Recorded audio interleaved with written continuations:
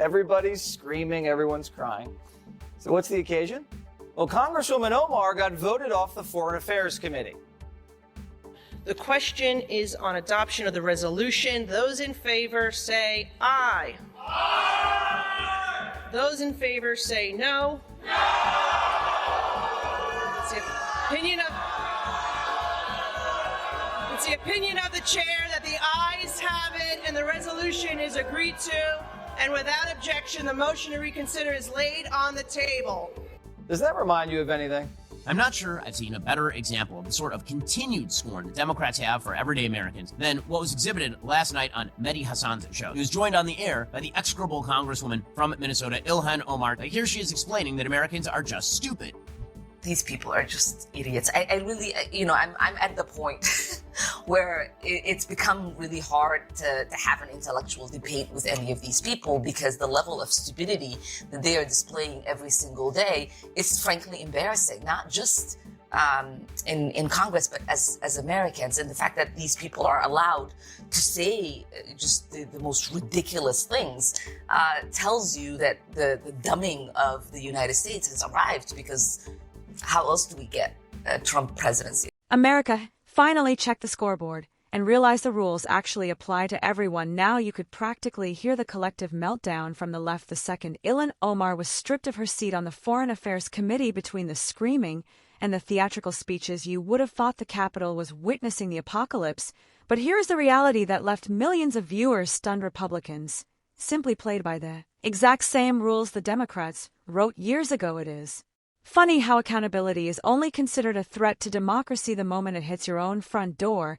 Hey everyone, stick around and hit that subscribe button, because what we are breaking down today exposes a massive rot deep inside Washington. Let's get into it. McCarthy yanked Omar off Foreign Affairs to pay back Pelosi for yanking his people off committees. He didn't want to do it, doesn't think it's right, but he had to do it. You can't let Democrats boot your boys off committees and turn the other cheek. What's good for the goose is good for the gander. You know, how many times are we going to go through this?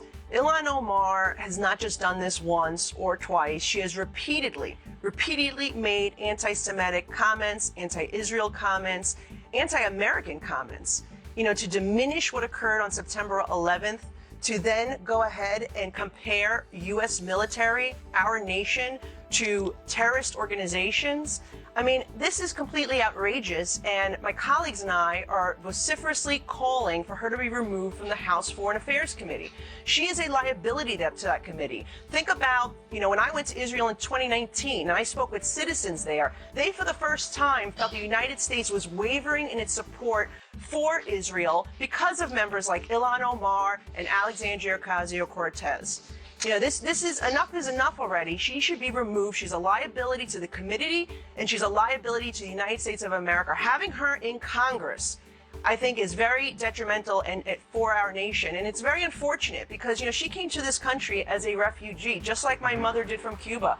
She should have a profound appreciation for the opportunity that this nation has given her, that she could rise to become a United States member of Congress. But unfortunately, she repeatedly badmouths our nation, and she does it publicly, and is not somebody who should be on the Foreign Affairs Committee representing our nation to other nations. What I am saying is common sense.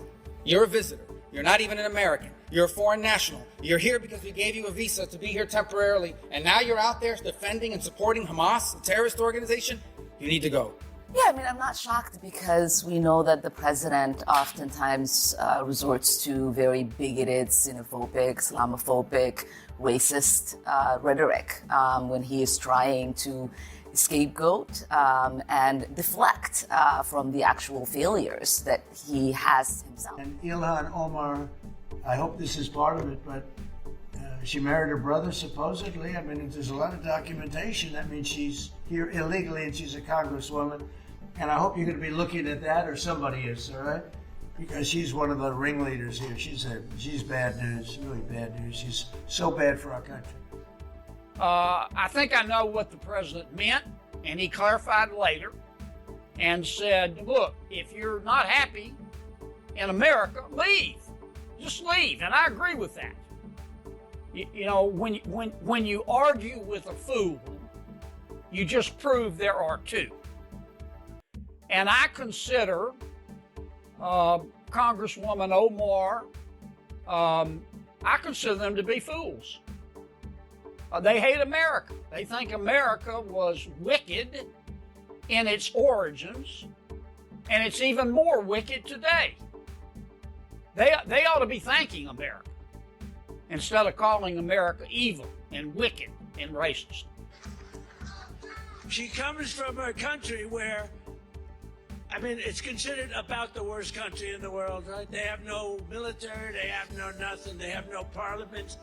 They don't know what the hell the word parliament means. They have nothing, they have no police. They police themselves, they kill each other all the time. I love it. She comes to our country and she's always complaining about the Constitution allows me to do this. We ought to get her the hell out. She married her brother in order to get in, right? She married her brother. Can you imagine if Donald Trump married his sister? Beautiful. She's a beautiful person. If I married my sister to get my citizenship, do you think I'd last for about 2 hours, or would it be something less than that? She married her brother to get in, therefore she's here illegally. She should get the hell out, throw her the hell out. She does nothing but complain. Life has a funny way of teaching you that when you dig a hole for your enemies, you usually end up falling into it yourself. That lesson is exactly why the recent House hearing turned into a total powder keg the moment the vote came down to remove Ilhan Omar from her committee assignment. The outrage was instant. We heard accusations of racism, claims of retaliation, and even dramatic shouts that our entire system of government was collapsing, but the GOP response was a cold, hard reality check. You built the standard. We are just finally holding you to it. Consistency, there is nothing consistent with the Republican Party's continued attack except for the racism and incitement of violence against women of color in this body.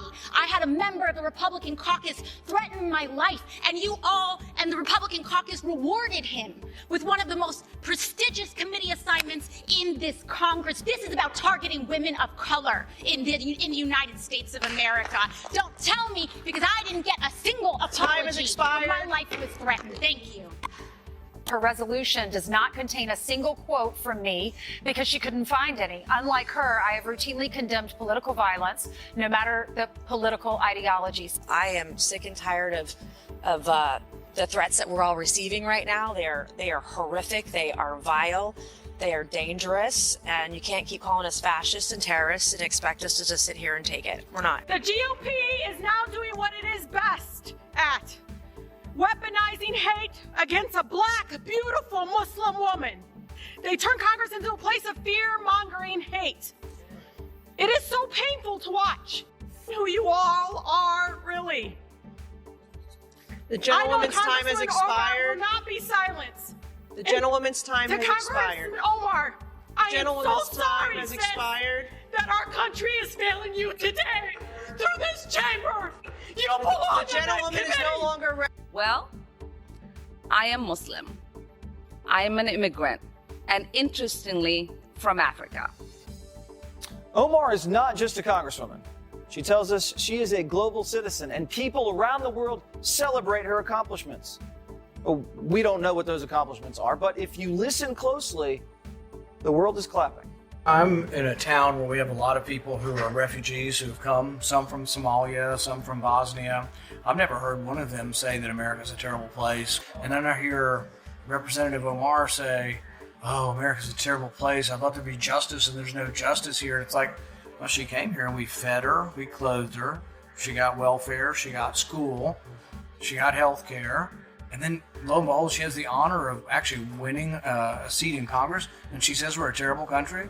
I'm willing to contribute to buy her a ticket to go visit Somalia, and I think she could look and maybe learn a little bit about the disaster that is Somalia, that has no capitalism, has no God-given rights guaranteed in a constitution, and then maybe after she's visited Somalia for a while, she might come back and appreciate it. The battle lines are drawn, and the talking points are predictable. Republicans say Omar's track record on Israel and her rhetoric regarding American interests made her a total liability for foreign affairs. Democrats counter that she is being targeted for her identity, while the right ignores its own controversies. But if you are like most Americans, you are probably just exhausted by the nonstop emotional warfare and the Performance art masking as governance while politicians are screaming at each other like they are auditioning for a cable news primetime slot. Regular people are at home trying to figure out how to pay for groceries and survive record inflation. That massive disconnect is exactly why the story resonated across the country. It isn't about being an expert on House procedure. It is about the fact that we are sick of the double standards in the real world. If a boss plays favorites or a parent lets one kid slide while punishing the other, the whole system falls apart. Why should politics be any different from where I sit? The GOP has a rock-solid point because Nancy Pelosi spent years normalizing these removals and setting the precedent we see today. But there is a darker trend here too. Washington is becoming a revenge factory where retaliation matters more than leadership. If we keep escalating, the public trust is going to hit zero. Maybe it already has. The real question isn't which party won this round, it is whether anyone in D.C. actually gives a damn about consistent fairness anymore. And this is if you want a breakdown that cuts through the noise like this video and share it with someone who is fed up with the status quo. Drop a comment below and tell me, is this true accountability or just a political vendetta? Let's talk about it below, and I will see you in the next one.